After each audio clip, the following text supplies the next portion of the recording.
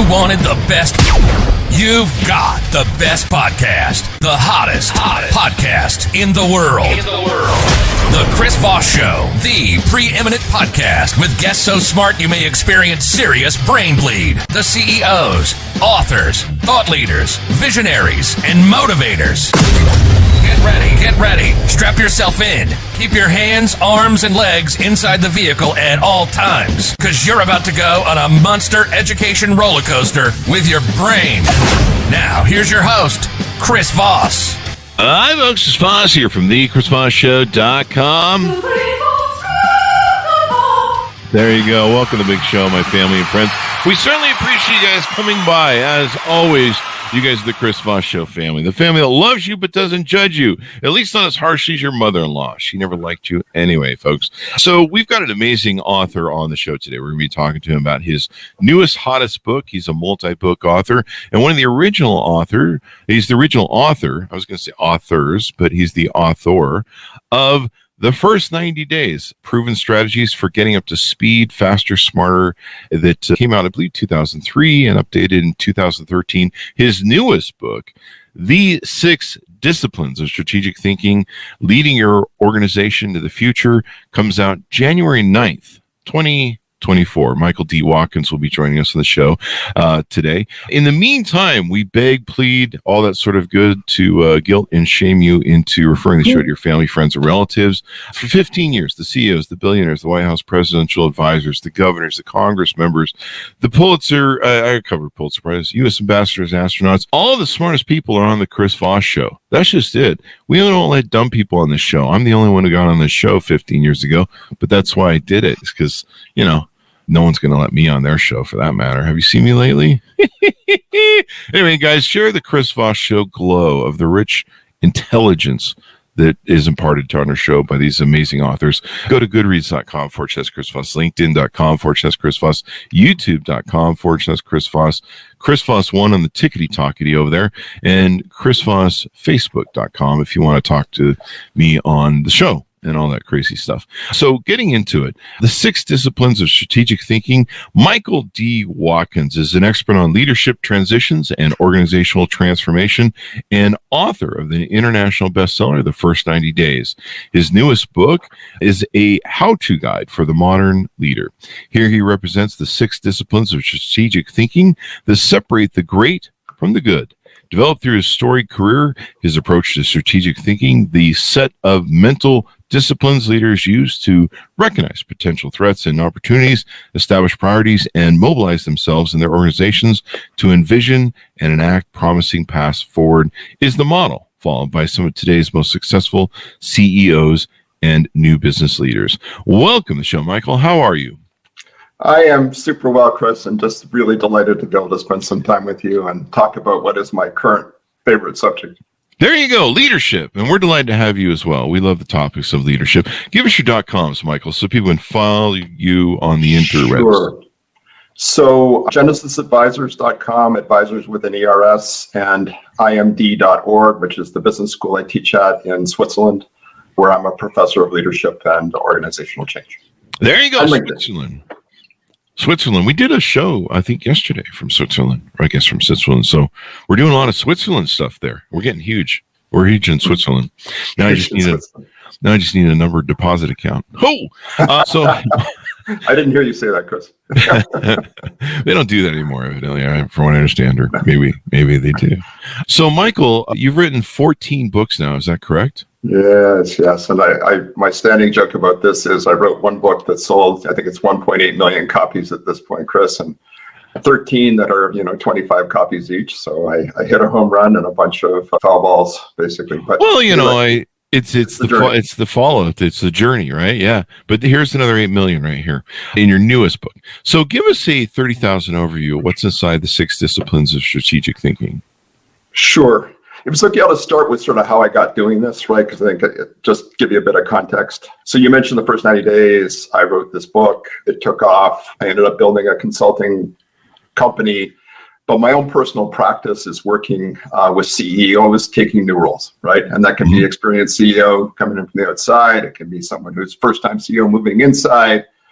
those are my favorites, the first-time CEOs, because it's just such a big leap in the job, right? To do that. And so I work with them on how to make successful transitions into new leadership roles. And that was the origin of the first 90 days. But of course, you work with these folks and you're kind of seeing the way they think, right? And you're observing the way they think. And you start to see some who are just kind of like, they seem to just kind of like home in on exactly the right things, focus on exactly the right issues, kind of see the future and know how to mobilize their organizations to get there. And you're kind of like, wow. And there are other folks where, they may be very good operating executives. And I have huge respect, Chris, for operating executives, right? But they're not really strategic thinkers. And I mean, I say these days that we're living in perhaps the most exciting and terrifying time in the history of humanity. If there's a need for strategic thinking, at a time greater than current, I'm not quite sure what that is. Strategic thinking is one of the most important things, I think, in business and leadership. Strategy, when I was a kid, strategy was like my favorite game. I love the game Stratego. I was too dumb for chess, and I loved Risk. And I used to play Risk like obsessively. Start with Australia and take over the world, right? Exactly. Yeah. That's too much. Once you could beachhead in Australia and lock that out so that no one could get in, you pretty much could eventually take, all the things.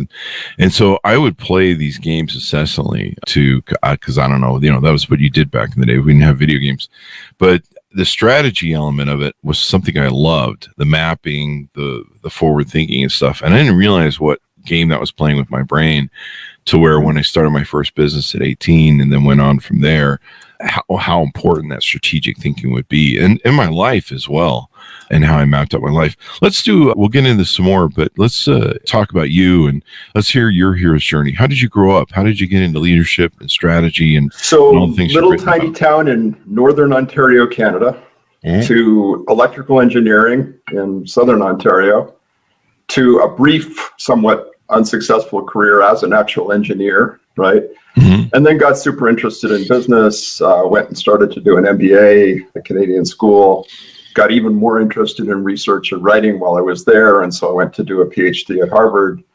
And by the way, I'm sure at some point you've heard of the book, A Random Walk on Wall Street, right? What I'm describing is a career that was a random walk around a whole bunch of places, right?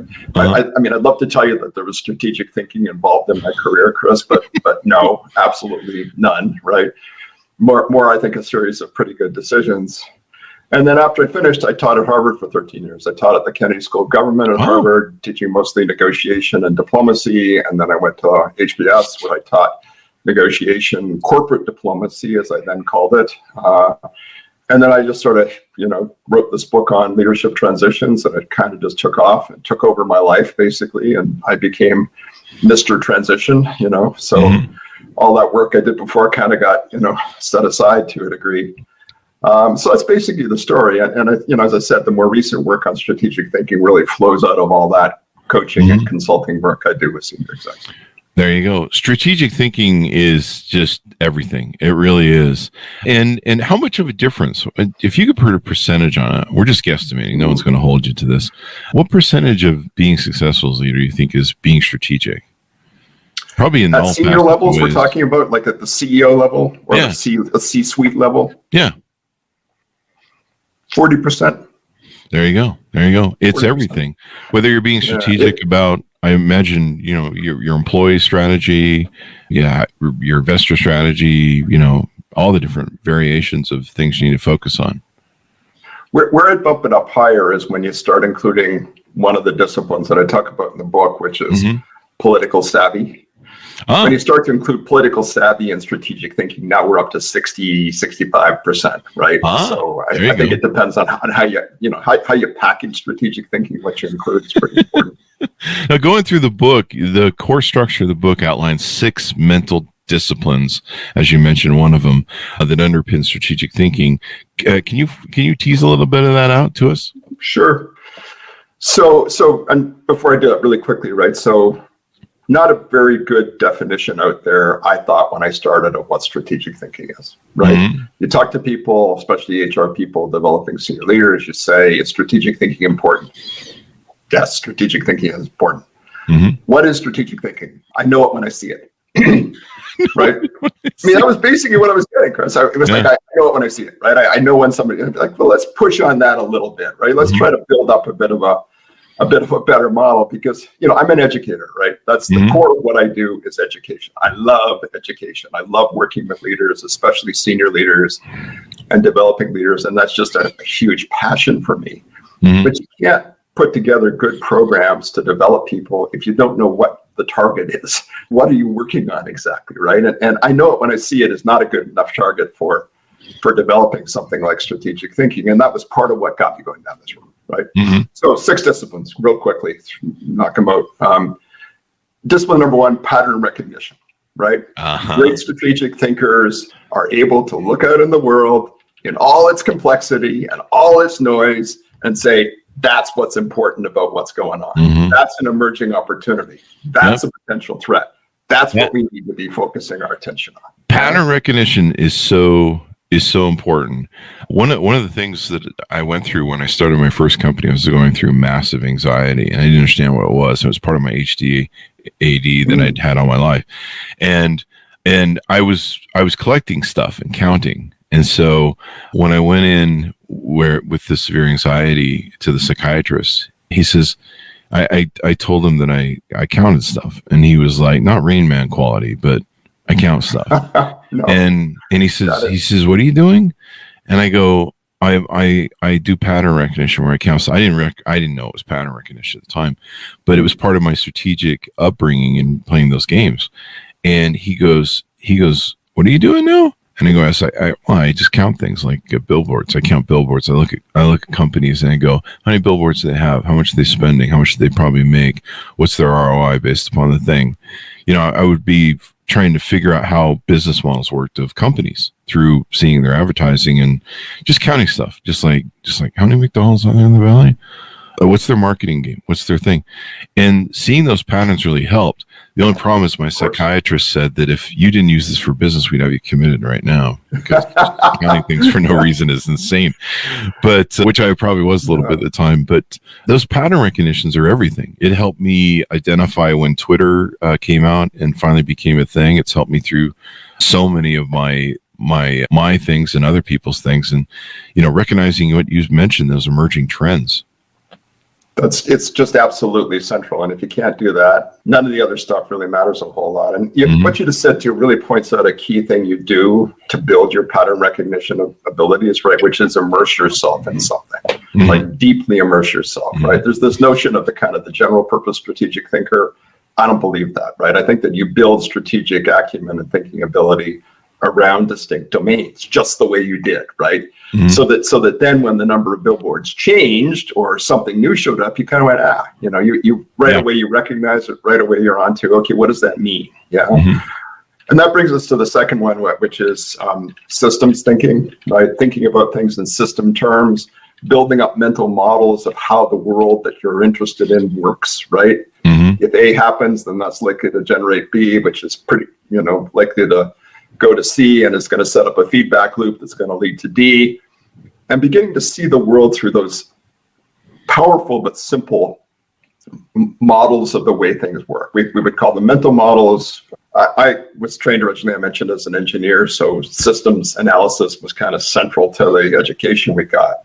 And I don't do engineering, but the discipline, there's that word again, of thinking about things as systems, feedback loops, tipping points, right? You go to this point and it's all fine, and then whoop, it goes, heads off into the stratosphere. So that's the second one. Does that make sense, Chris, to you? It does, because you have to be able to have that to be able to activate it. 100%. Now, there's one real important thing here, right? Which is, as valuable as those models are, you got to be super careful that the world doesn't change in ways that your models don't track, right? You've got this frozen model in your head, and all of a sudden AI hypothetically shows up, and it's all.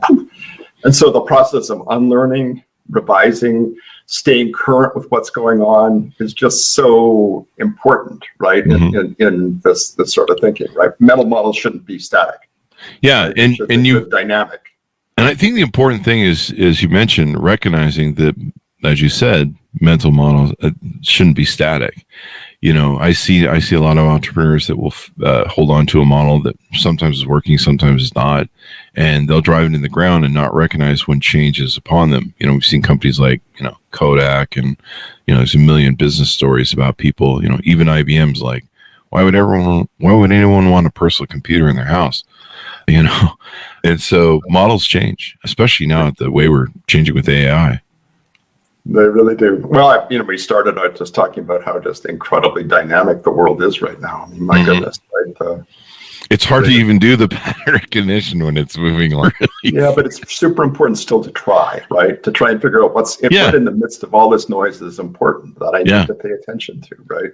Yeah. And just back to your point, I mean, when you started out with Twitter, right, you saw something emerging, and you said, okay, that's something we're gonna. It's going someplace, right? It's got energy. It's got momentum. We're gonna, ride that horse basically, right, to interesting places, and that's part of what this is all about. Yeah. So that's discipline number 2. Discipline number 3, I call it mental agility. It's a little bit of a combination of things. I thought about writing chapters on separate pieces, but in the end, I decided to combine them. The 2 things are, I call it level shifting or cloud to ground thinking, right? How do you go from the big picture, right, 30,000 foot level view of things, down to the ground, to the detail, but not get stuck up in the clouds and not get stuck down on the ground, know when and how to move between those levels of thinking, right? And be able to do it with intentionality, right? To not just kind of like, oh, where am I? I'm up in the clouds today. Imagine that, right? Or gosh, I'm stuck in the ground, So the leaders I work with, that really are the best strategic thinkers, they have that capacity, right? They can move between those levels. They do it with intention, and it's hugely powerful, right? Because they can establish the big picture, but the people working for them know they better be on top of the detail, right? Because if I'm unsure about the detail, I'm going to dig into that until I'm happy. Yeah. Intentionality is everything. Sorry, say that again. Intentionality is everything. Absolutely, I think, right? And what we decide to pay attention to and how we're intentional about what we do. Or figuring out what you need to pay attention to too, right? 100%. 100%.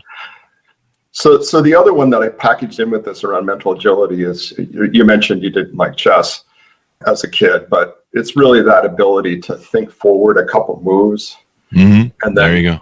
Come back and say, which direction should I go? And I mean, Stratego, which I also played, I'll have to admit, right? In addition to Risk and hitting those bombs, they always really hurt, right? I mean, it was always like, So anyway, there it is, right? But that ability just to kind of look forward and reason backward and say, okay, I make this move, my competitor's likely to do this, my best response is that, or what moves might they make and what would my best responses be to that? Yeah. And it's just a little bit of action, reaction, move, counter move, look out a couple of moves, because you can't look farther, right? You can't map this out to, the ultimate detail. The best you can typically do in business is set good direction, get the good direction going, make good initial moves and see where it takes you and then start to adapt. Yeah.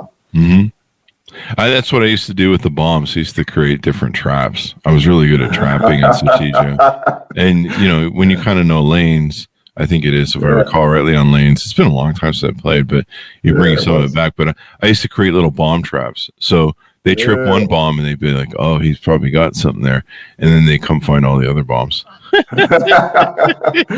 Well, someday you and I should have a Stratego match for. Yeah, we should. It would be fun to play that game just again for shits. It's been so long, but I used to beat the pants off my brother. He used to get so angry. The next one up was structured problem solving. Yeah, so this one is really about framing and solving the problems you and your leadership team are going to focus on. Right. I've got a colleague at IMD, Julia Binder, and she and I have written an article for the Harvard Business Review that's coming out in the January-February magazine issue about framing problems. And the tagline for it is not jumping to solutions, right? not taking the time to figure out what's the real problem here, right? And how do we then work with that real problem and not just kind of focus in and say, what's that? Let's go, let's start generating solutions. There's more, machinery behind how to do that in large organizations and big teams. But the basic idea is I think, pretty intuitive, right? It's just so easy to say this problem's like that problem, and that's the solution, so let's go there, right? And not step back and ask and inquire and have curiosity about what's the real problem we're trying to solve here. Yeah, or what's the real problem in and of itself? I used to call it looking the dragon in the mouth and trying to flush out all the potential variations. Are we doing the right thing? Is this the right thing to do? Instead of just going, whoa, we're going over there. How do we do it? What's the downfalls of this? What's the upside? What's the downside? All those sort of strategic thinking elements, maybe a little bit of overkill, but if we could live with looking the dragon in the mouth and we could deal with the downsides, or we could mitigate the downsides, then I don't think that's overkill at all. I think that's good leadership, right? Thanks. Because that's back to the whole piece about not assuming that the world is staying static and making sure you're tracking with what the real problem is. And there's nothing worse than solving a problem by putting a Band-Aid solution on it, not knowing, but unsurprisingly watching it reemerge in some different form, right? And this is intended to kind of help you avoid that. Yeah, it's really important to do all that because, sometimes you're trying to hijack maybe something that's popular. Like everyone's like, we should do AI now because everyone's doing that. And it's like, we don't know how to do AI. We're in a bricklaying business. What the fuck? I'm sure there's probably some future way that AI is gonna play into that, but maybe in marketing. But it's one of those things where you just don't want to chase trends just because there's a trend.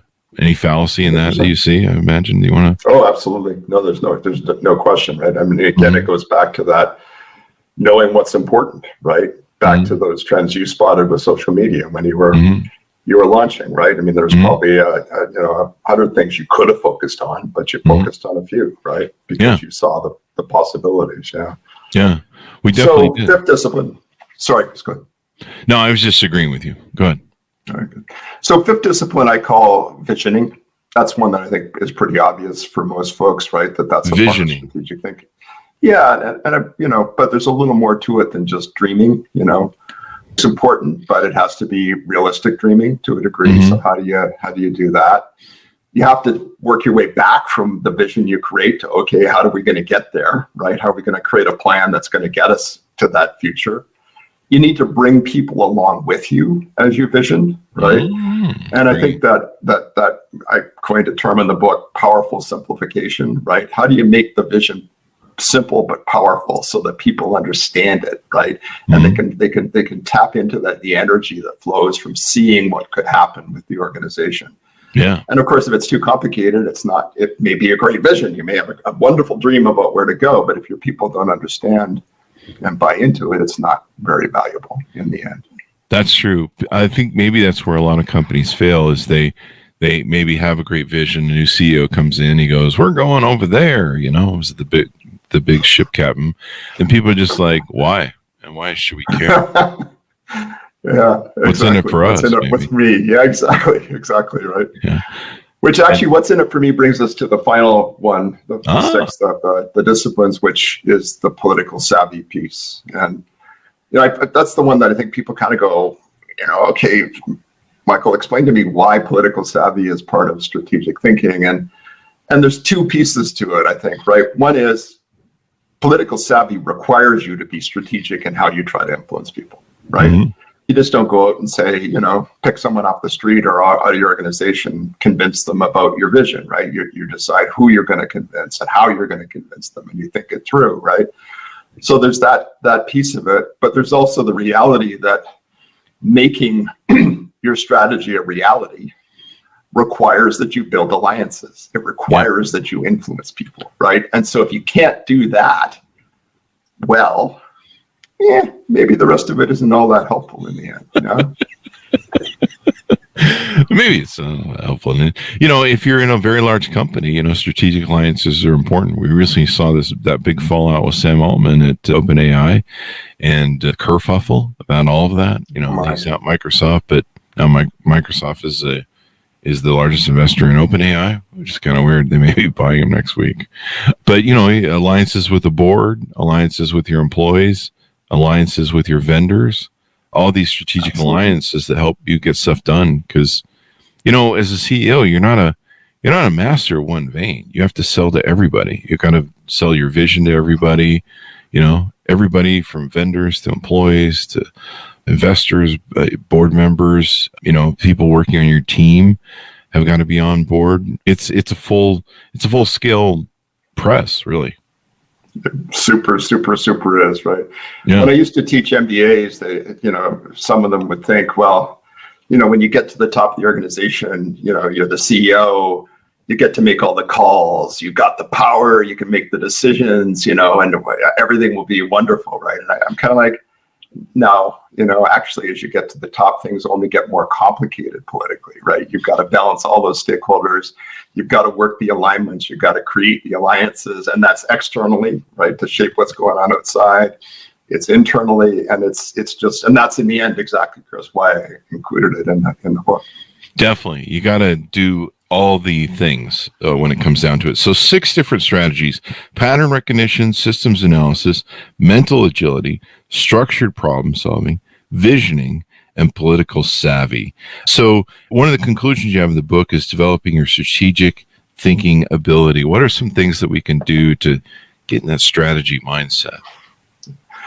Well, so this is super important, right? Because you could well say this is all fine. It's great, lovely model, like the disciplines, all very interesting.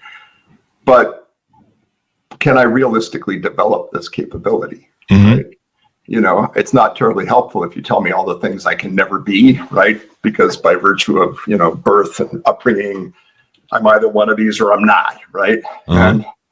And it was, by the way, it's the same conversation we had when I was teaching negotiation, right? Because again, you have people absolutely who are naturally better negotiators than others, but we always found we could make people better, right? Now you can debate 10% better, 20% better, maybe it's somewhere in that range.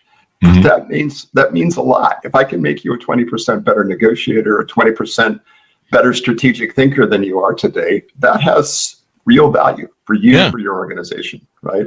Especially if I'm already good at it, right? So then we're just adding on. Exactly. But even if you're not super good at it, right? Sometimes that's even more important that we make you at least average at doing it, right? Because otherwise you're so if you suck, I'll make average length. Well, we won't push too hard on that one if it's okay, right? No, but that's actually good though. Yeah. Yeah, but the idea that this is something that can be learned, this is a set of skills that can be learned. That's a foundational idea because otherwise it's not much point in trying to do stuff, right? But if you believe that, which I do deeply, and if you believe that these disciplines are important ways of thinking, then you can begin to construct, I think of it as like an exercise program, right? Your strategic thinking exercise program, the mental work you do on a regular basis to start to build up these mental muscles of yours, pattern recognition, right? Just starting to read lots of newspapers and see what do I think is important here, right? Or diving deep the way you did into, all those billboards and what decisions are those people making, right? So you can begin to accelerate the process. You can find somebody who's a super good strategic thinker and work with them and learn from them about how they think about the world and how they see the world. For visioning, you can start to do, it's a simple exercise I talk about in the book, right? Where you go into a room you haven't been in before, and rather than just, nice room, you go, well, okay, if I were going to change this room to make it a better room, a more enjoyable room perhaps to be in, or a more functional room to be in, what changes would I make? That helps work the little visioning muscle a little bit, right? Because there's an imagination component to doing that. So for each of the disciplines, I try to lay out some basic things you can do to start to work on it. And as I said, it's sort of the analogy is to physical fitness, only it's mental fitness, right? It's mental muscles you're building up. And having that idea of, you need to have an exercise program, right? That you pursue on reasonably disciplined, reasonably regular kind of basis. And I think the importance of having that last item you talked about, where you look at things and how to improve them, kind of keep you from, well, we just need to copy what everyone else is doing and go do it. You've got to have, Tom Peters talked about it, creative swiping, but you've got to be able to take, maybe what's going on in the marketplace, whatever's hot, like AI. You got to get, how can we build something that's unique? How can we build something that, isn't what everybody else is doing, that's chasing everything else that everybody's doing model, I suppose. And absolutely. And so sitting in that and going, how do we make this different? That's the beauty of entrepreneurs that I love so much, especially young, small up and coming entrepreneurs that, they take a widget and they do some sort of innovation or improvement on it. They're like, this thing sucks, I can make this better. We had an author on yesterday where she used to read a lot of romance novels and rom-com novels, sort of things. And she's like, yeah, I would have done this better. And after several years of reading these books, she's like, I know I can do a better book. So she did one and it killed. So then we interviewed her for a second one. But yeah, this is the thing I love about entrepreneurs. That's such a super, super good example, right? Of her, she immersed herself in a domain until she saw the patterns and how it worked, and she built up a model in her brain about, this is how a romance novel gets constructed, with a beginning, a middle, and an end, and then she knocked it into the park. I mean, it's a wonderful example, Chris. That definitely, and I think that's maybe where a lot of people don't. Do you think that maybe that's where a lot of leaders fail? They don't do that immersion. They just maybe try and hijack onto something that seems faddish. Skipping over the surface of things, right? Which is never going to give you the insight that you need to have. Yeah. Or they even want to do that. No, for sure. Absolutely. Yeah. I guess there's one more piece, which it's in the book, but it's in more detail in an article that a colleague and I just wrote for Harvard Business Review, which is, how do you talk like a strategic thinker? How do you help people see that you're a strategic thinker, right? Oh. And it's a bit of a chicken and egg, because you don't get the opportunities to demonstrate you're a strategic thinker unless people think you're a strategic thinker, right? And so, but there's some pretty simple things you can do, and the way you engage in dialogue, the way the terms you use, that can signal that you're a strategic thinker, and that alone can open up opportunity for you. There you go. And it can open opportunity for, people who see you as a leader. If they see you think strategically, if you're smart, if you're wise, if you're not impulsive and doing stupid stuff, I think makes a difference. I think people see that in you as a leader. Do they not? I don't know. I mean, I just they absolutely be do. Narcissistic. They absolutely do.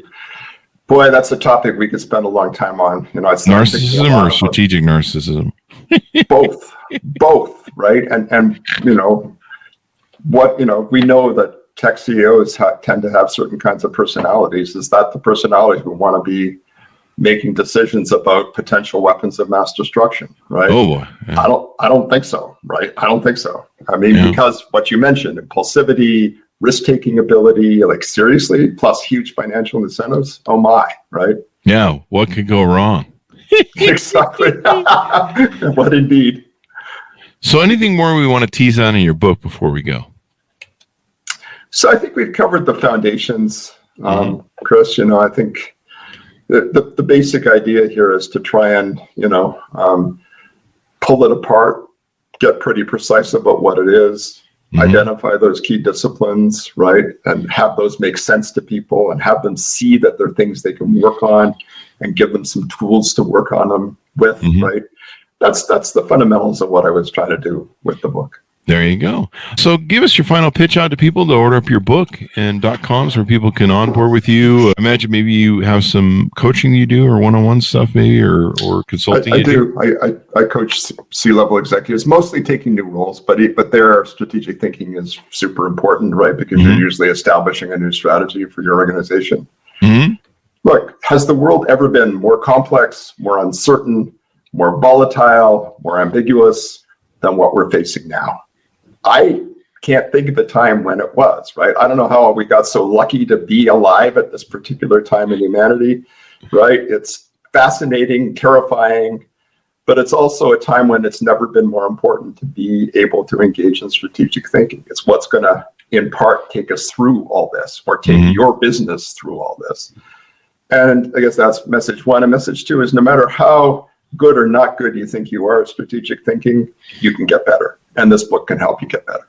You can always get better. That's always true. It's a never ending, get better is like a never ending journey, isn't it? It really is. So there you go. Well, it's been wonderful, Michael, to have you on the show. Thank you for coming on and sharing your knowledge with us.